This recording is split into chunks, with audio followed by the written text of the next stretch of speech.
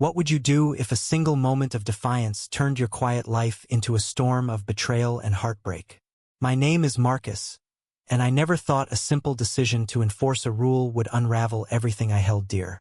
It started on a blistering summer afternoon in our gated community, where the sparkling pool was the crown jewel of our little neighborhood.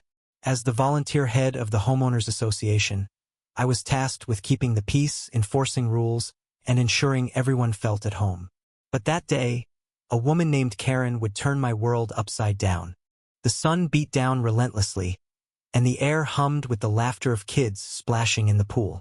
I was making my rounds, clipboard in hand, checking resident IDs to ensure only those who paid the steep HOA fees got access. That's when I saw her, Karen, striding toward the pool gate like she owned the place. Her oversized sunglasses perched on her nose, and her designer tote swung with every confident step. I'd heard about her from neighbors. The woman who demanded special treatment, who screamed at baristas for getting her coffee order wrong, who parked her SUV across 2 spaces because it's just easier. But I'd never met her myself. Not until now. "Excuse me, ma'am," I called out, stepping in front of the gate. "Can I see your resident ID?" Karen stopped dead, her lips curling into a smirk. "You're joking, right? I live here. Everyone knows me. Move." Her tone was sharp, like a blade slicing through the humid air. I kept my voice calm but firm.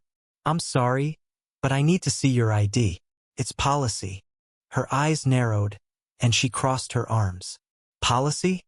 I've been coming to this pool for years, and no one's ever asked me for an ID. Do you know who I am?" I didn't, not really, but I wasn't about to let her bully her way in. "I'm just doing my job, ma'am. No ID, no entry." That's when the storm broke.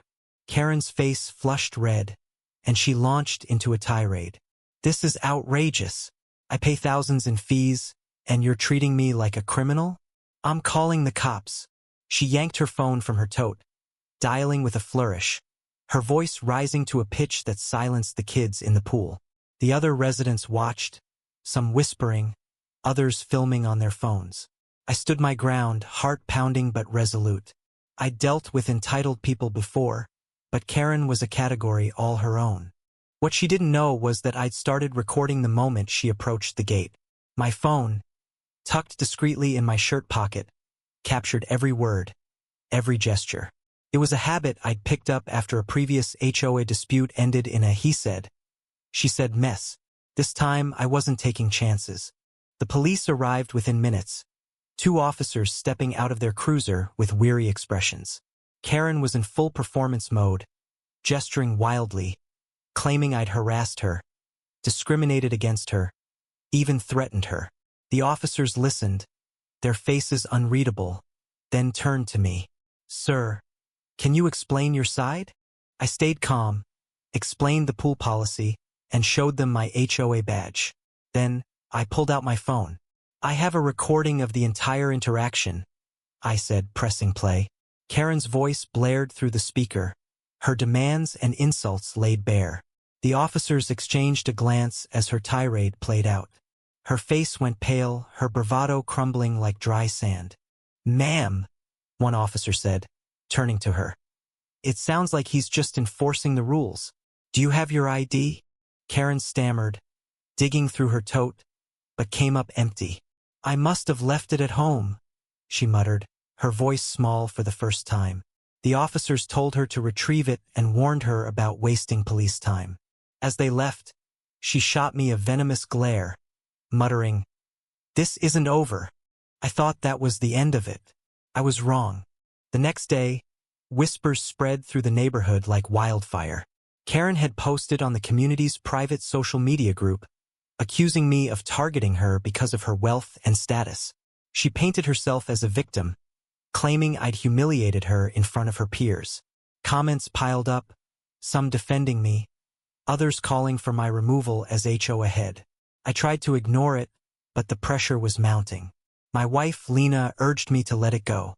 "She's just a loudmouth," Lena said, squeezing my hand.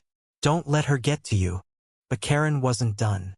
That evening, I got a call from my friend Javier, who worked security at the community's front gate. "Marcus, you need to hear this," he said, his voice low. "Karen's been talking to some guy named Ethan. Says he's got dirt on you. They're meeting tonight at her place." Ethan. The name hit me like a punch. Ethan was my oldest friend, the guy who'd stood by me through college, through my father's death, through every rough patch. He'd moved into the community a year ago, and we'd rekindled our friendship over barbecues and late-night beers. Why would he be meeting with Karen? My gut churned, but I needed answers. That night, I parked down the street from Karen's sprawling house, my phone ready to record again. Through the window, I saw her and Ethan in her living room, their voices muffled but heated. I crept closer, hiding in the shadows, and caught fragments of their conversation. "He's got no proof," Karen said. "If we spin this right, he's done." Ethan's voice was quieter, but what he said froze my blood. "I've got something better. Those old emails from his job, the ones he deleted. I saved copies." My heart stopped. Years ago, when I worked at a tech startup, I'd made a mistake, nothing illegal, but a misstep that cost the company a client. I'd confided in Ethan, thinking it was behind me. He kept those emails? Why? The betrayal stung deeper than Karen's antics ever could. This wasn't just about a pool anymore. This was personal. I recorded enough to confirm their plan. Karen and Ethan were going to leak the emails to the HOA board, framing me as incompetent and untrustworthy. They'd demand my resignation, and Karen would push for her ally to take my place. I drove home, hands shaking, and told Lena everything. Her eyes filled with tears, not just for me but for the friend we'd both trusted. "What do we do?" she whispered. I didn't sleep that night. By morning, I'd made my decision. I called an emergency HOA meeting and presented my case. I played the pool recording first, letting Karen's own words expose her entitlement.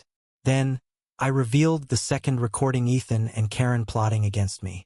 The room fell silent as Ethan's voice echoed, his betrayal laid bare.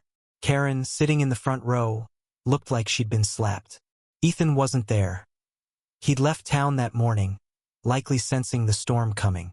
The board voted unanimously to uphold my position and issued Karen a formal warning. She stormed out, vowing to move out of the community. I should have felt victorious, but all I felt was hollow.